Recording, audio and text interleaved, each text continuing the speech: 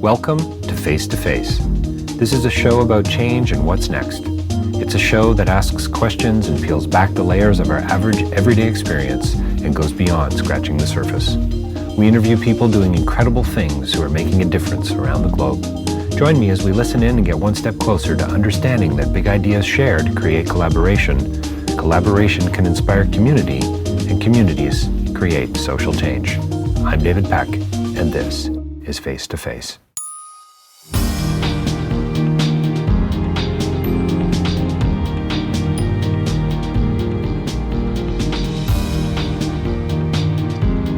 We humans spend much of our lives getting the blues in queues.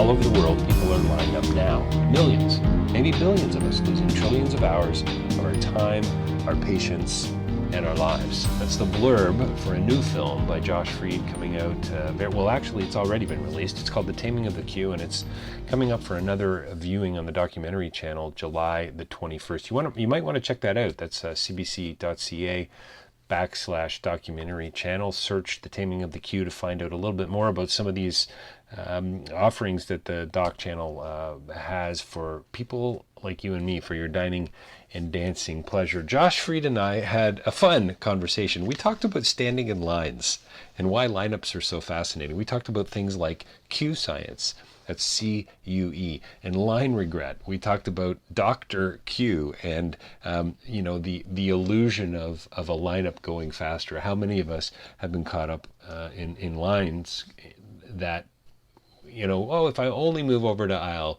18, I'm going to move a little bit quicker, only to find out once we moved over to aisle 18, that's just not happening.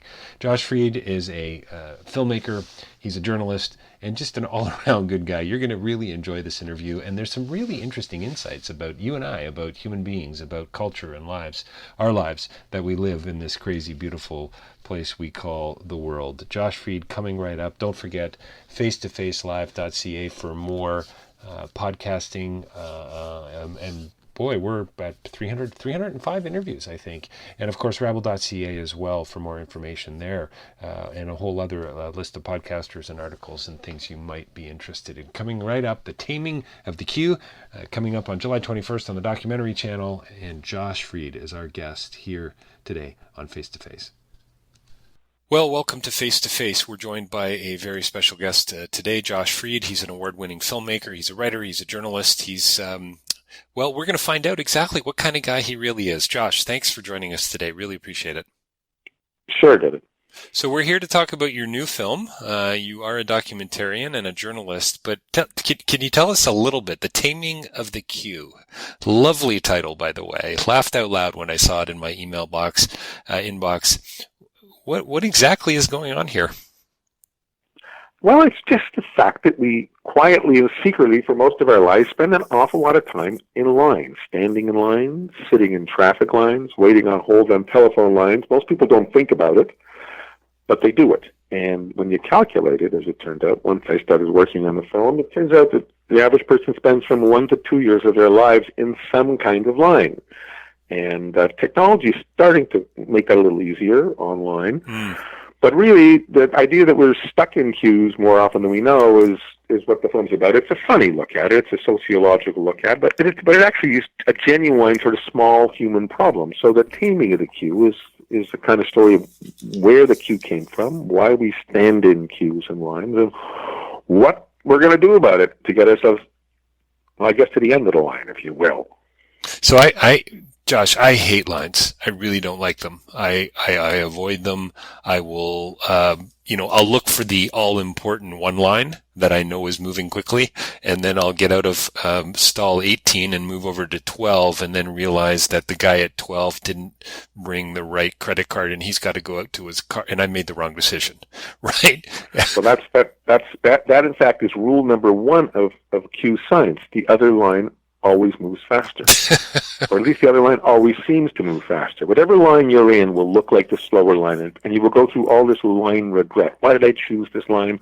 Why has that woman got 17 discount coupons in front of me? Why is that guy stocking up on groceries for Armageddon? Like, you get all these feelings, why me? Then you try to change lines, and then suddenly you made a mistake, and the other line looks better. Not so different in traffic. When you're stuck in a traffic line, in a traffic jam, right? You wiggle to the next link and it looks faster. Then the other one looks faster. So it's a fundamental law of queue science, and there are thousands of queue scientists in the world who will tell you never change lines, because all it does is cause aggravation. You're not going to get there any faster. And I'll just add a note to that. There was a Canadian study, it's not in the film, but it was done about 5 years ago, in which two drivers had to get somewhere. And one was told to weave in and out as fast as he could in traffic, and the other was supposed to just stay in the line. And after 45 minutes, when they got to the destination, the weaver had gotten there just under a minute faster, but he probably aged somewhat more Right. because of the tension, right? And it course. felt longer to the weaver, too. So it is just the psychology of lines. And everybody who works in a queue store and tells us in the film over and over, they say, stay in the same line. That's so funny, you know. It's also, you know, I drove home from up north yesterday, North Aurelia in Ontario, and of course quite a bit of traffic, long weekend and so on. And you watch the weavers, and you know, I grew up with a dad who if somebody would pull up close to him, he wouldn't give them.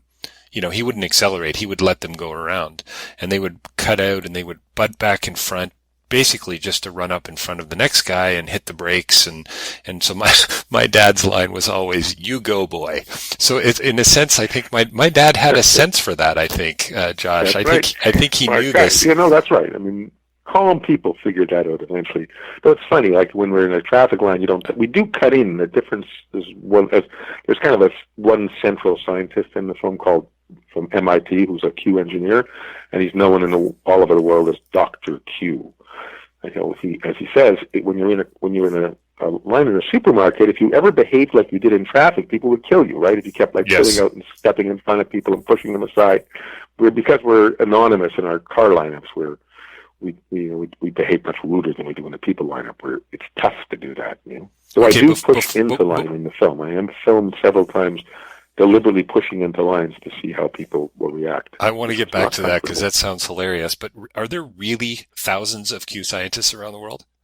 Yeah, it's a major form of science. I mean, there's, you know, every traffic system has Q scientists who study it. Every commercial enterprise and, you know, shopping centers, they all hire Q scientists in kinds of lineups. In fact, the latest kind of lineup, and you've noticed it. I mean, there's a whole history of lineups. I won't get into all of it, but, you know, the basic rule would be back in the 50s, one long Soviet line. We all stood in line for one cashier, going crazy. Then they invented like a supermarket lines, multiple lines where you're always looking over your shoulder saying, that line looks faster. And it gave us the illusion of being faster, so we lived with it for a long time. But actually, it turned out to cause us enormous anxiety. People get nervous and they're always trying to think, should I be in the other line?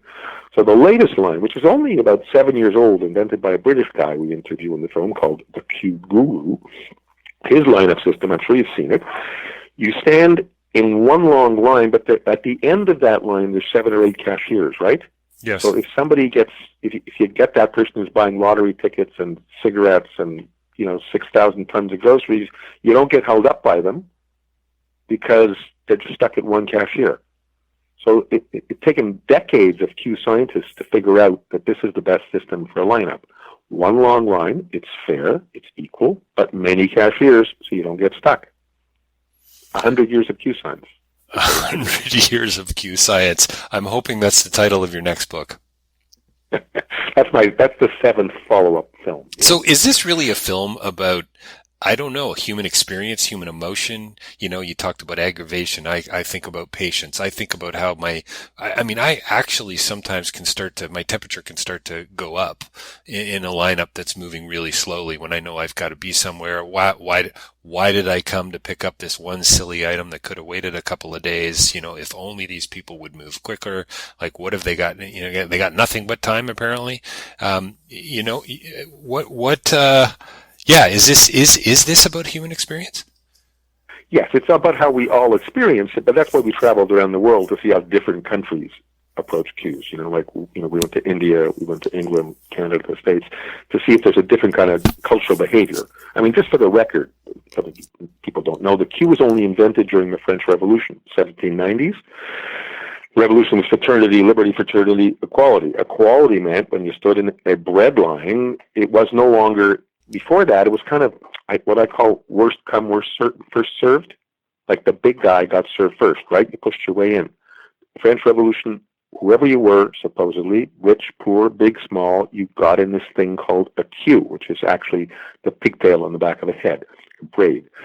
And the British, there's a lot of British writers like Carlyle who write about this at the end of the 1700s, that they're looking across, they're visiting France, or they're looking across the channel with binoculars, and they see this weird thing. People are standing in a long line. What is it? And the British investigate, and by the early 1800s, they're lining up. And the next thing you know, by the 1900s, the British are the world's greatest liners-uppers, who believe that it's a mark of great civilization to line up, that it shows you, what an egalitarian society you are. And that continues. And that continues. What in England right now? When we shot in England, I mean, people actually, they like queuing. Person after person will tell you they're proud to stand in a line because they feel very British. They feel they have the best lines in Europe, and it makes them better than other Europeans like the French and the Italians, who don't know how to line up, right? Oh, they can't line up properly because they're sort of a bit of a mob in Italy and France. They kind of huddle around. They're not really a straight line. So the British have this great pride. It's part of their national identity. We are an orderly people. We are an egalitarian people. We stand in line properly, and we feel good about standing here. Bizarre. Is there something that you found out about? Oh, I don't know. Nietzsche would call it the herd-like mentality, but the status quo. Is there something to be? Is there some sort of, I guess, is there an English pride then in lining up because we're orderly? It's such a great pride. I mean, there's such a great pride in the fact that they do it better than other Europeans, and they are more egalitarian. That there was a wonderful photo in the film. It's a famous photo in the 2011 London riots. There's a picture of all these looters who smashed the window of an electronics store, and there's a big long line of looters waiting to steal the television, standing in line. You smash the window, you go and get your TV, you come out, and the next guy goes in to get his TV. So yeah, I think that says a lot about how the British view this. That's great. That's utterly crazy to me. Yes, I'm going to line up to loot. That could be the title of your second next book. Lining up to loot. Yeah. Well, somebody said it. One of the guys says it's like, it's a measure of civilization. You line up in order to loot. It's perfect. So you wouldn't get that. Well, you might get that in Japan, where they're also quite. I mean, the Japanese. I've been there a few times. I filmed just with a light camera there, but the Japanese actually, for a big sports event, and if there's an overnight line, you go and you write your name. It's an honor system. You write your name on the pavement and how many tickets you want. And you'll see this long, long line of names on the pavement overnight with Japanese names, and Mr. Fujinama wants 7 tickets. And the next morning you show up and you take your place in that line, and everybody honors it because it's an obedient and collective society. So the lineup says a lot about who we are. Like how we behave in a line says a lot about who we are. So India is not like that. So if I just relax and just, I don't know, read some email or bring a book along while I'm lining up for whatever it is, am I going to live longer? Is that what you're trying to tell me, Josh?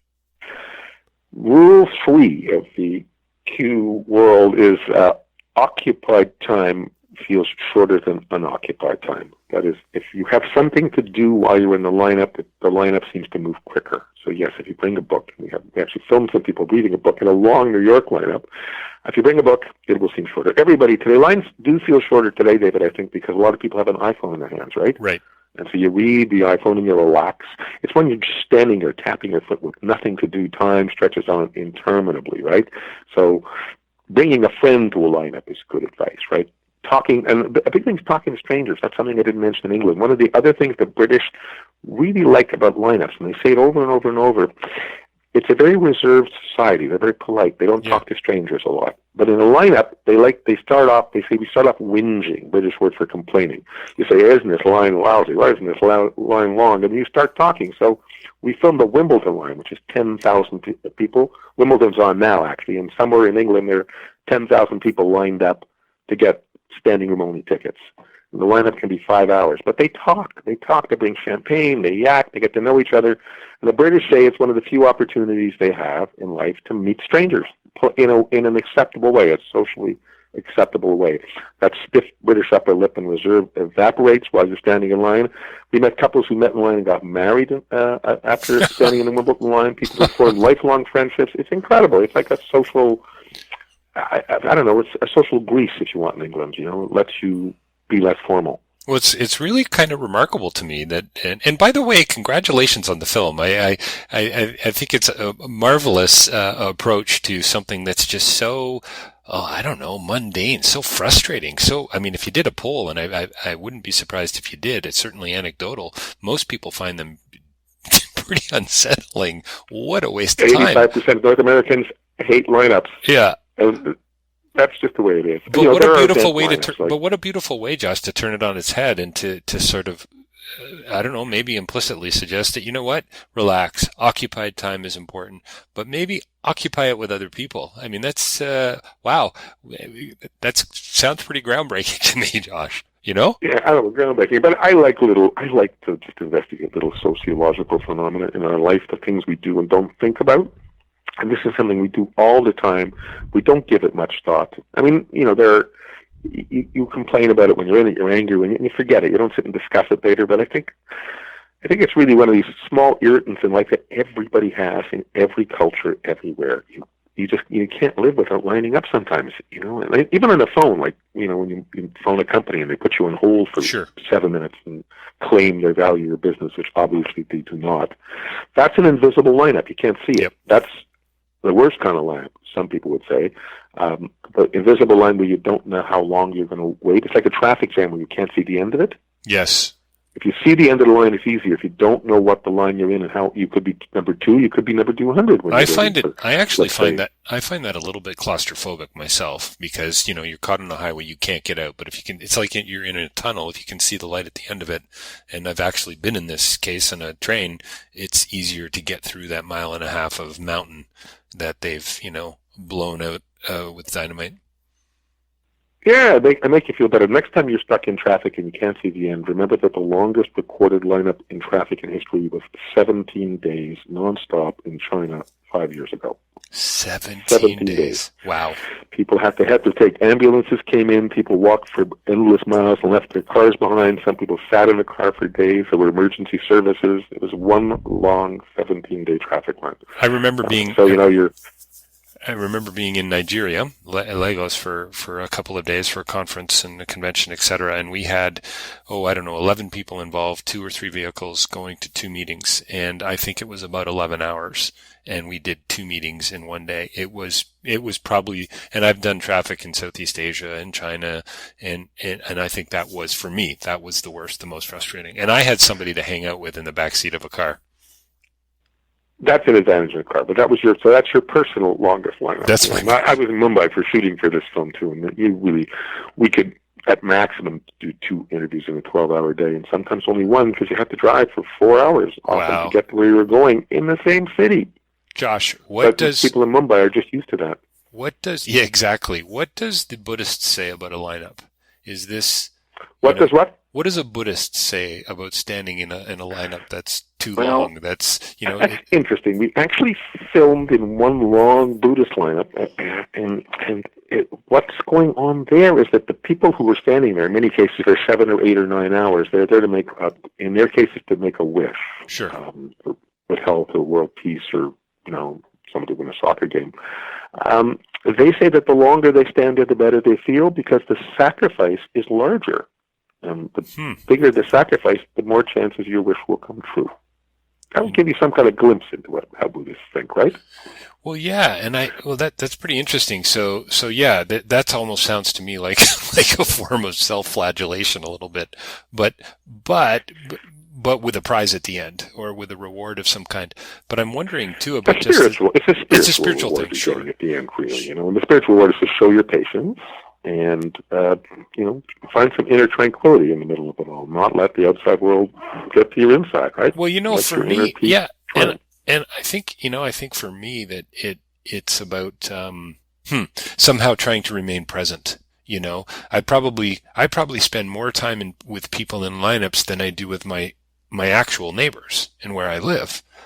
And what does that say about me? Yes, when you add it all up, people just supermarkets, just the time you spend in supermarkets is, you know, you spend a lot of time in supermarkets. You stand in line for, 5, 6, 7, 8, 10 minutes at a time, you know, and people can do this every day to some extent, you know. You spend time on the phone almost every day phoning somebody and waiting on hold someplace, Air Canada, for instance. some big technological leaps, by the way, when I say that. I mean, one big change happening on the telephone, at least, is when you phone now, they say to you, you're number 11 in line, right? Because that way the invisible line is becoming visible, right? That's a new development. And the newest development, the best one, is you're number 217. We can call you back in 7 days and 3 hours. And you hang up, and you don't actually have to stand in line. That's a huge leap. That will probably cause much of us a lot of hidden psychological grief, phone grief, will diminish rapidly soon. I think all answering machines will work that way in companies in a decade, and we won't actually wait on telephone hold lines anymore. Did you learn anything about generosity while filming people about people in lines? You know, oh no, go ahead, sir. You please, ma'am, you before me. You know, that kind of thing. It's hard to say. Let me reframe that for you, because in each country I went to, I cut into line, right? It's not easy for me, because I'm not a natural cutter. What little I know of you, Josh, what little I know about you makes me laugh already. You know, I just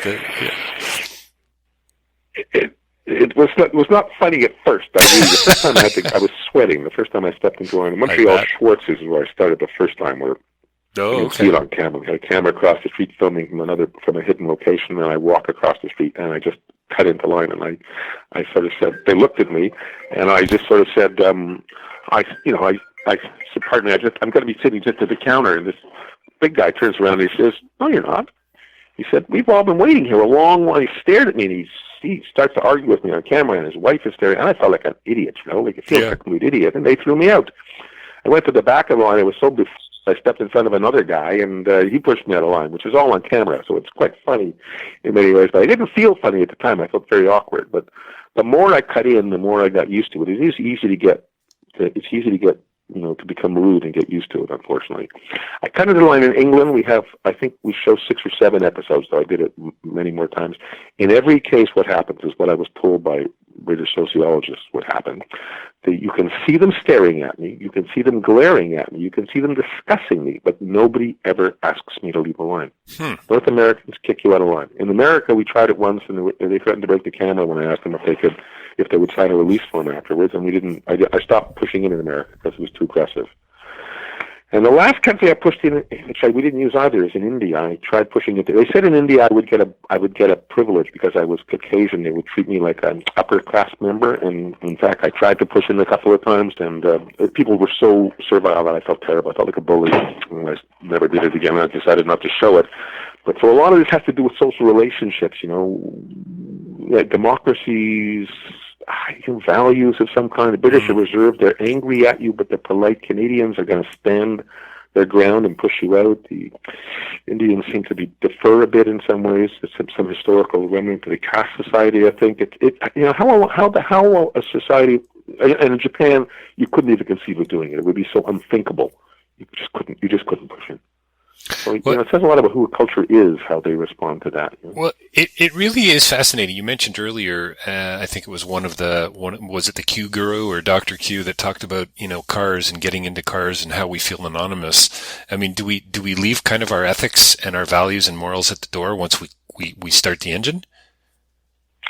Yes, I think when you get in a car, the car is a very selfish instrument. I think. I think I talked to a guy who wrote a book on traffic, Tom Vanderbilt, in the States, and he'll tell you it's a me vehicle. When you're in it, you're thinking about me, you're pushing ahead, you're trying to get someplace fast, and there's a tendency to leave everybody behind your tracks. You don't have to look them in the eyes, right? You never see them, so it's not really a human you're pushing in front of. It's kind of another car. Right. And I think that's a real problem with the way we behave in traffic. But fortunately, we seem to be better than that in supermarkets. If anybody pushed in front of me, imagine if somebody came putting in front of you and just, nudged your fender, so to speak, your bum, like they do a car. Now, in India, I got to tell you, the thing that's interesting in India, many things are interesting, but one of the things that's interesting is that the first thing I have to realize, I went to stand in line, and we have a certain sense of personal space. You leave a few inches between you and the person in front of you, just naturally. Well, no sooner did I stand in line, and 4 people stepped in that space, right? And then 2 more pushed in front, and you simply can't leave a space. When I interviewed Indians on it, they said, this is society. We're working 12-hour days. We're traveling 4 hours. We're trying to get home to our families. our time is incredibly valuable, and if you can afford to leave a space in that line, you don't need that space. That's a space that you have a luxury for. I need that space. So you've got to squeeze together, and anybody who's not squeezed together is advertising loud and clear. It's not really urgent. So somebody who needs it will push in front of you. What did universal? Did Darwin write on lineups? He should have, eh? The evolution of the lineup. I think so. Well, I don't know if the line's evolving, but it certainly says a lot about humanity. It says a lot about who we are. It says a lot about our inner psychology, because much of what's going on in the lineup is in your head. You're thinking all these things. You're thinking, why is that person pushing? And you're thinking, could I push in? Did I choose the right line? Did I choose the wrong line? Why did I come here? We have these huge internal dialogues all the time while we're sitting in line. It's kind of, you could say it's a kind of self-philosophizing going on inside. And bullies will take advantage of lines. What are you doing? In India, what will happen when they want to push into a line is 3 or 4 big guys will suddenly push into a line, and there's a woman screaming at one point on camera when we see this happen. It's just they're gangsters sort of who push into a line. You're a little bit scared to do it. And high caste people.